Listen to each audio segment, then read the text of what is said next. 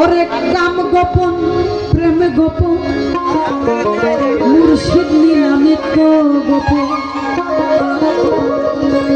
দেহে তোর মক্কা গোপন দেহে তোর মক্কা গোপন জানা জানি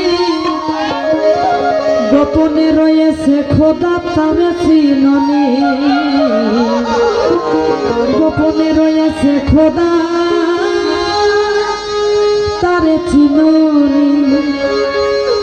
দেখছেন কি বলছেন?